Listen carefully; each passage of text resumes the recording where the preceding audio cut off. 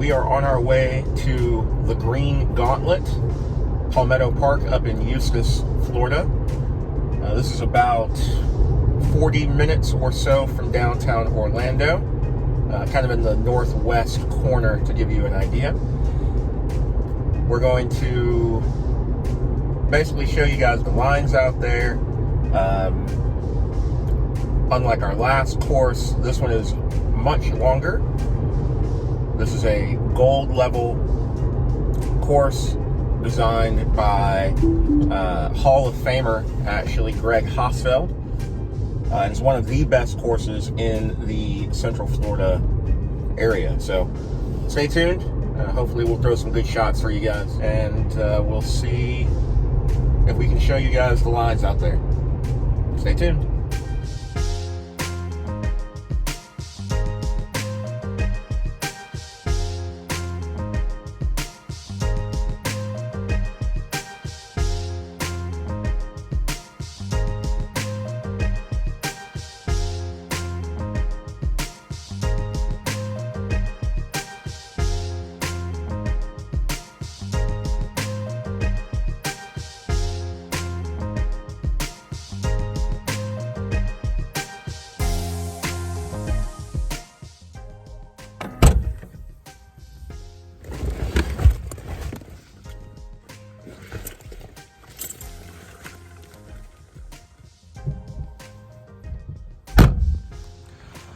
Welcome to the Green Gauntlet, formerly known as Palmetto Point Park, PPP to the locals. It's a beautiful wooded track that will absolutely test your skill. You need a little bit of everything in order to actually shoot well. We'll take you along.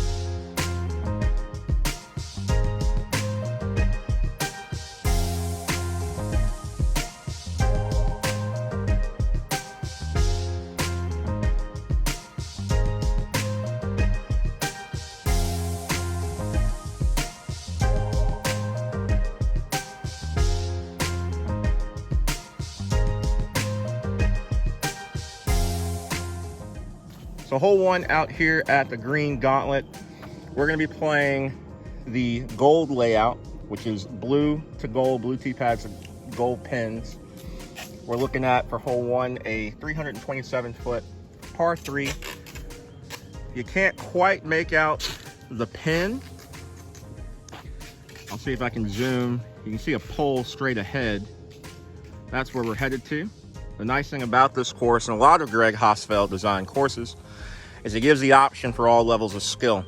So you've got blue tee pads, you've also got white tee pads, and you have red pins and gold pins.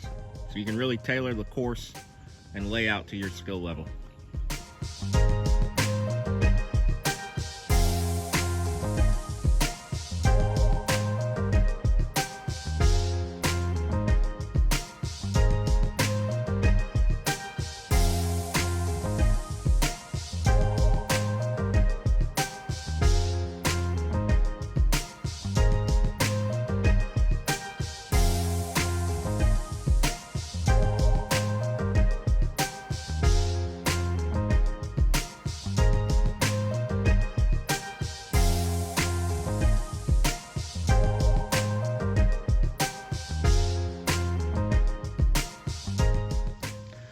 So we're at the tee of hole 2.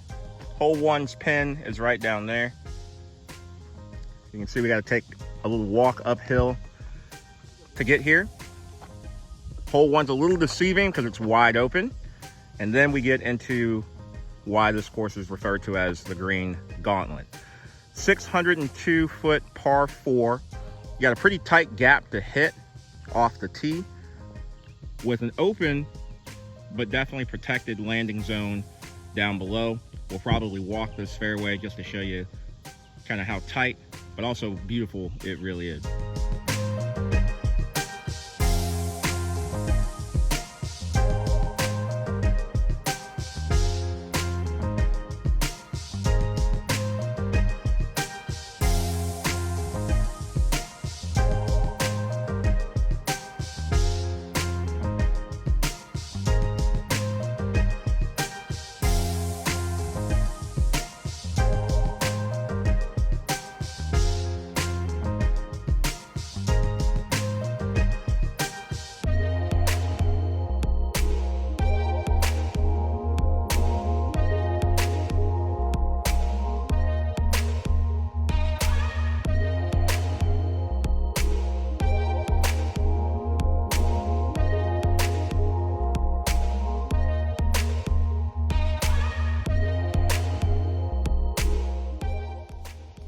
So as we approach the drive on hole 2 in the fairway, you can see we're actually a little bit out of position, just a little too far to the left. The pin is right down there, maybe about 230 feet, but we're so far on the left, getting there is going to be a little tricky.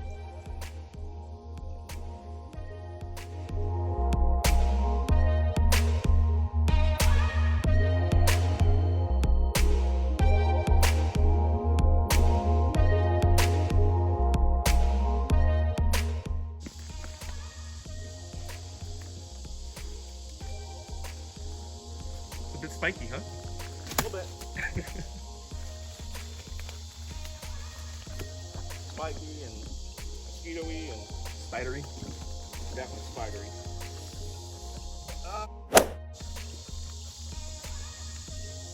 Alright, if I'm able to get anything out of this, it's going to be impressive. I'm not going to lie.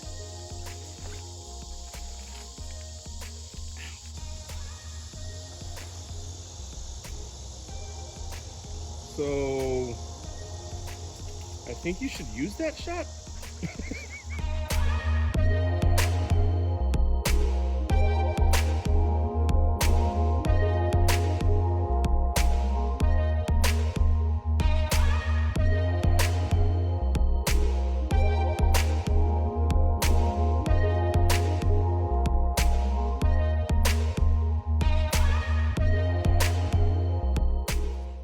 Hole 3,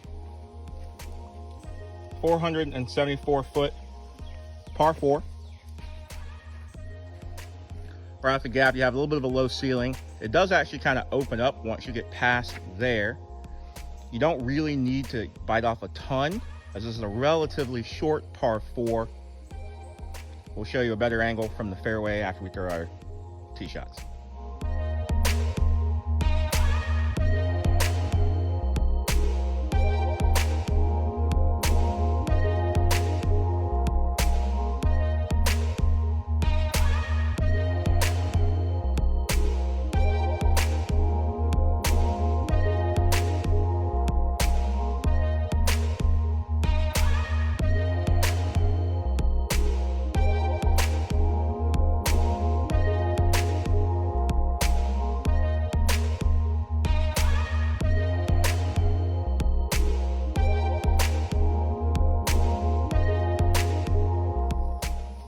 Hole 4,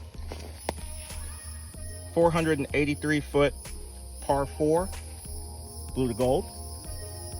Probably one of the tighter lines on the course.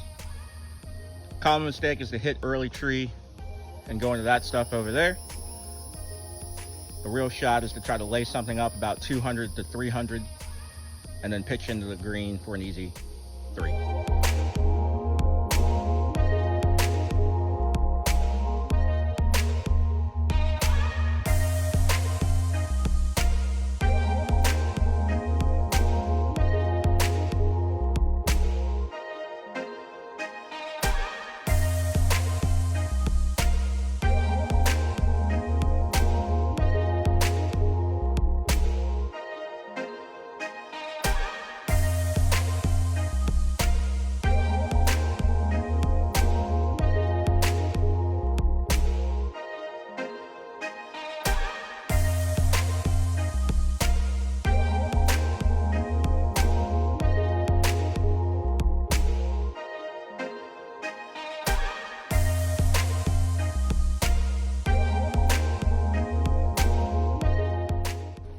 So this is the landing zone from the tee pad. You can see our pin tucked right behind those trees down that way.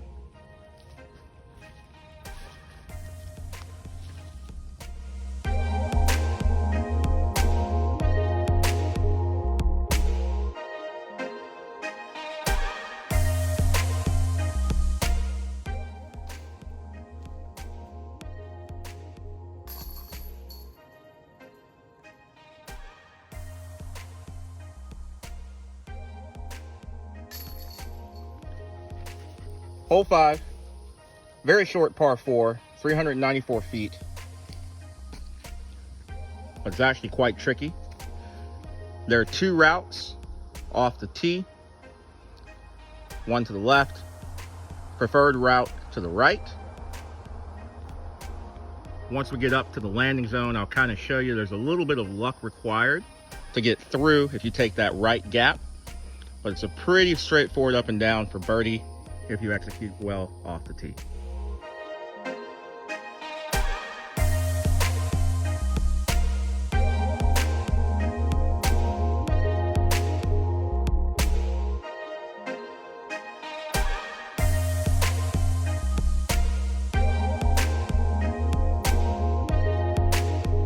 So looking back at the tee, this is that right-sided standard hyzer gap. You can see what I meant in terms of requiring a little bit of luck to sneak through. Let's see where we ended up.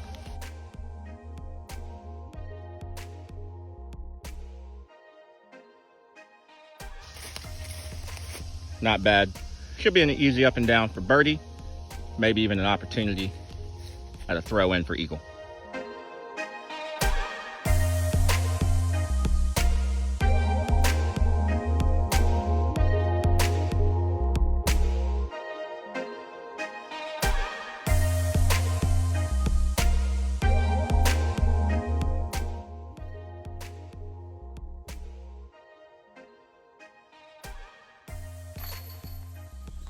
So far, the name of the game on this course is stay on the fairways. If you get off, you saw a couple of shots there where you truly are scrambling. The rough here is extremely rough, so make sure you wear long socks, pants, or something like that to help protect yourself while you're walking this course. Hole 6, tee pad, moving over to the pin. You can see the white tee pad right in front of us. One of the more open holes on the course. You can see the pin right on that hill up above.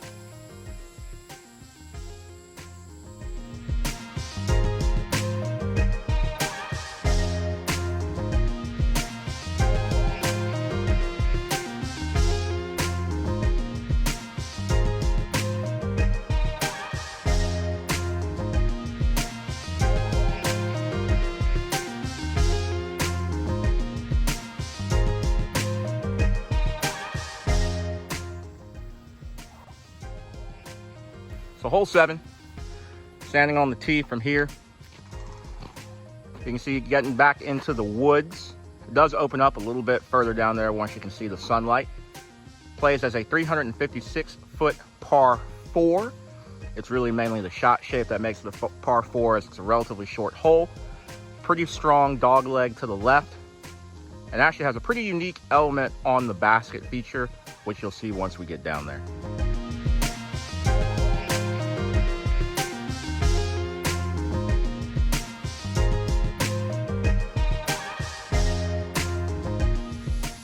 So this is that sunny area we could see off of the tee pad. The entire left side of this fairway is out of bounds. You can see the OB string here. There's a creek down there, which typically doesn't have any water in it. And here we can actually see that unique feature on the basket. You've got the gold basket sitting directly on top of the red.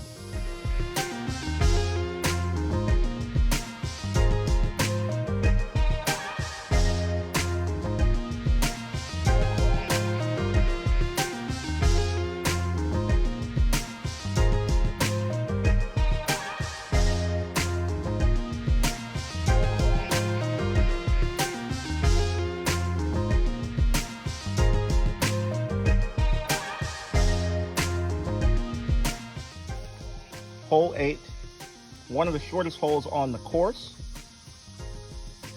177 feet.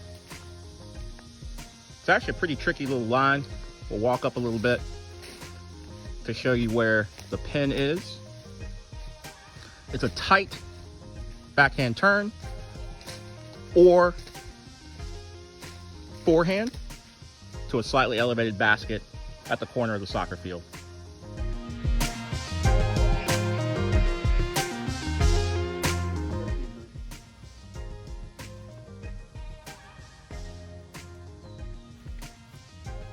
One of the great things about playing disc golf in Florida is some of the natural wildlife. As we walk between holes 8 and 9, got a nice family of sandhill cranes hanging out by the lake.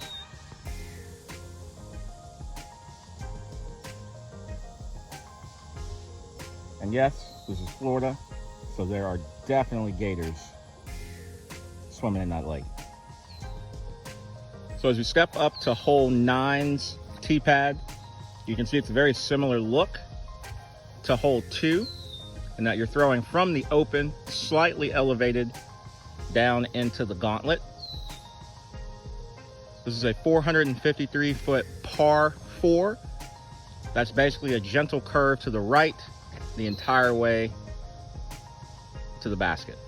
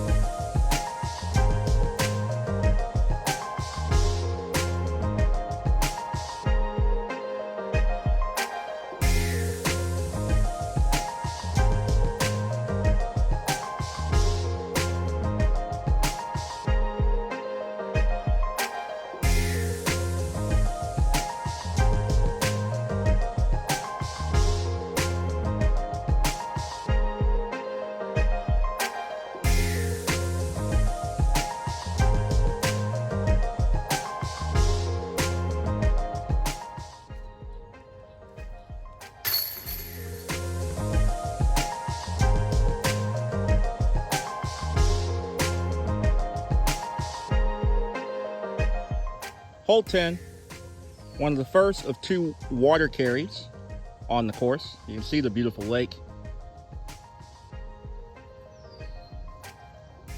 312-foot par 3. Basket's actually behind that tree there. We'll back up to give you a better look at it.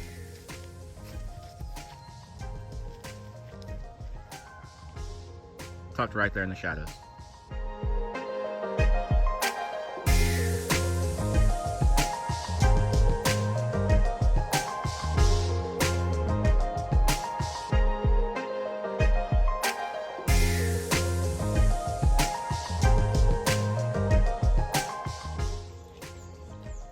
Hole 11, 410-foot par 4.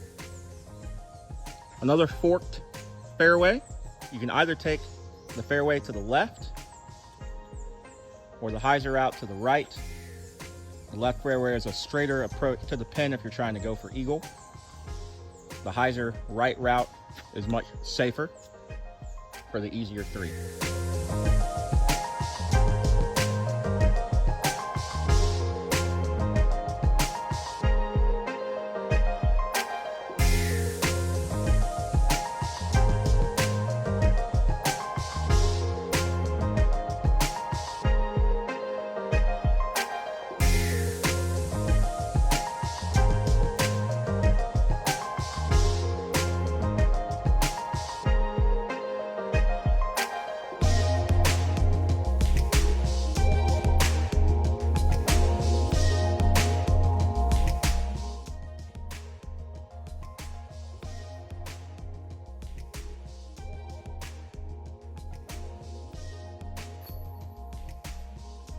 Hole 12.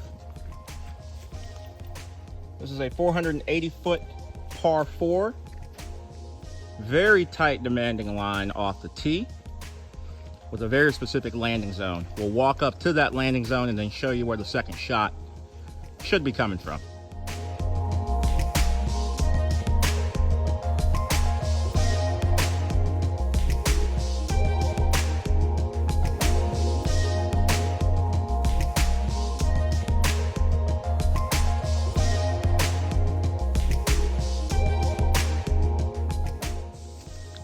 So there's actually two landing zones. This is the shorter landing zone, which will give you a tricky flex line to the pin. Or if you're able to push another 60 or 50 feet,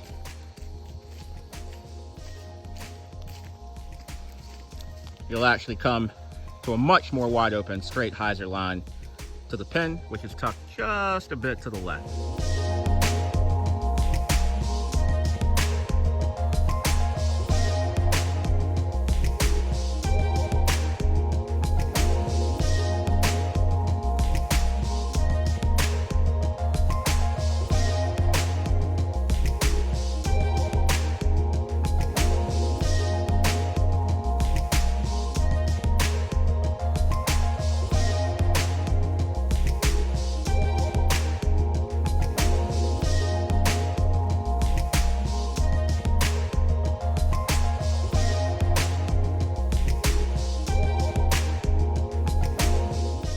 Hole 13, 488 foot par 4. Basically, it's a little hyzer to the landing zone, which is pretty wide, and you have a straight shot down to the pin. We'll show you what it looks like from the fairway.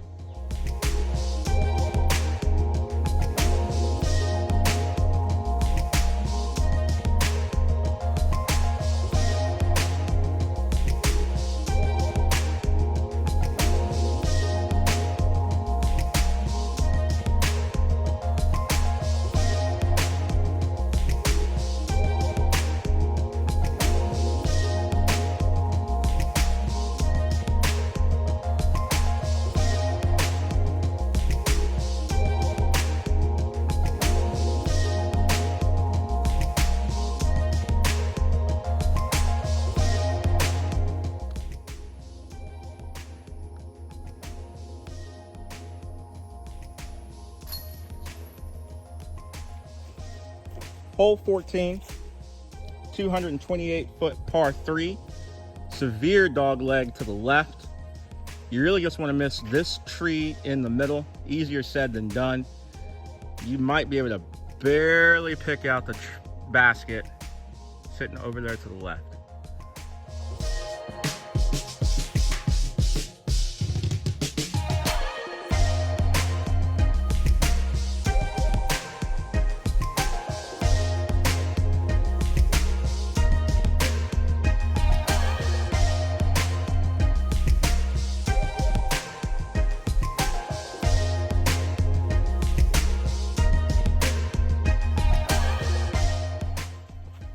All right, we have approached hole 15. This is by far the most difficult hole on the course. 807 foot par 5. Don't let the distance fool you. Off the tee, it's basically a flex backhand or forehand for the right-hand player to land to the first landing zone. Trying to go for max distance will easily land you in double, even triple bogey category.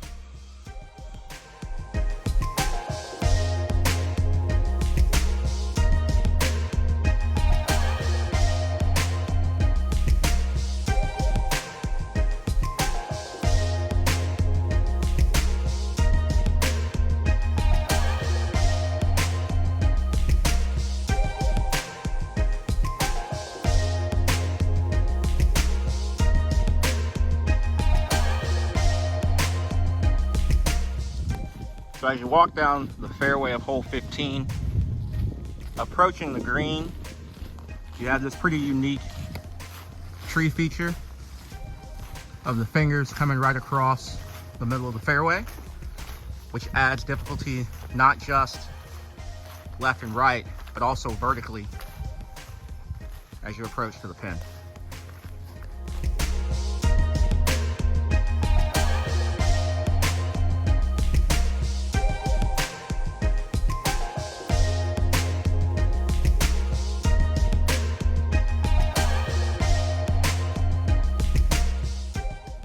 Hole 16, par 4, 495 feet, 2 options. You can try the hyzer route to the right of the tree in the middle there, or try to saw it off more to the left. We've had some trees drop recently, so the fairway is a little bit more obstructed now. But if you're able to get far enough left, it's a pretty easy up and down for birdie.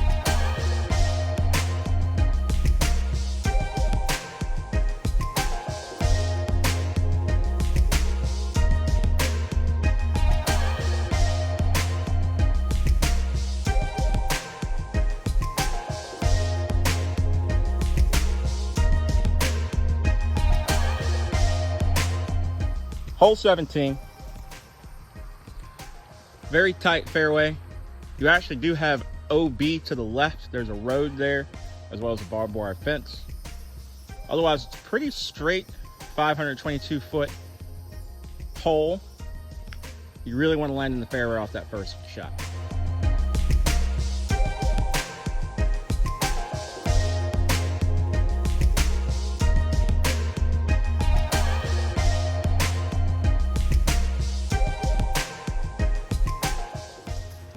So as we approach the landing zone on hole 17, you can see that tree that you have to miss off the tee. Unfortunately, we have yet another tree down in the fairway out here. Hopefully that gets cleaned up pretty soon, because otherwise it's a pretty wide open look to the pin, maybe 200 feet from where that tree is.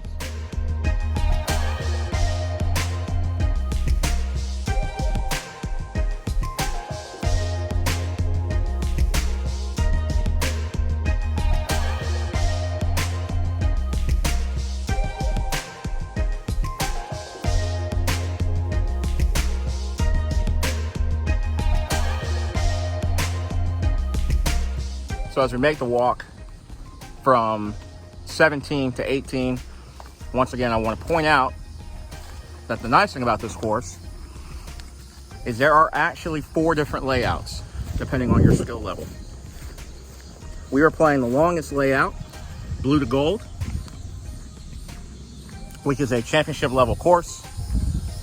Requires a lot of touch and accuracy off the tee, as well as some distance. The nice thing about a good Greg Hosfeld design course, oftentimes the emphasis actually isn't on distance, but instead placement on the fairway. So now we're coming to the most scenic hole on the course. Hopefully we'll have a couple nice ace runs for you. So hole 18, last hole on the course, 378-foot par 3 with a pretty long water carry. There is OB long as the walking path comes into play, but a very cool shot to end a very demanding round out here at the Green Gauntlet.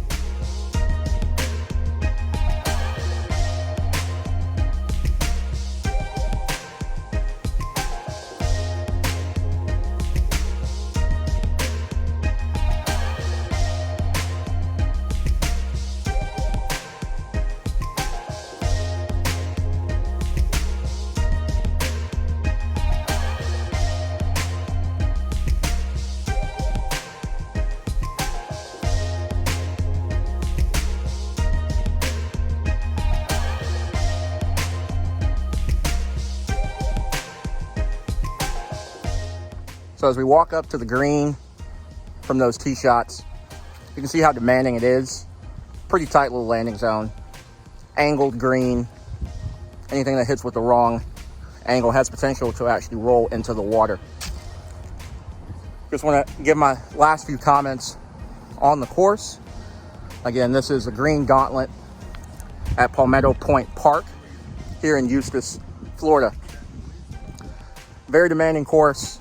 One of the most difficult in the area, but you can tailor it to your skill level, given the fact that there are both blue and white tees, but also permanent gold and red pins in place. As always, it's really nice we don't actually have to putt on your last hole.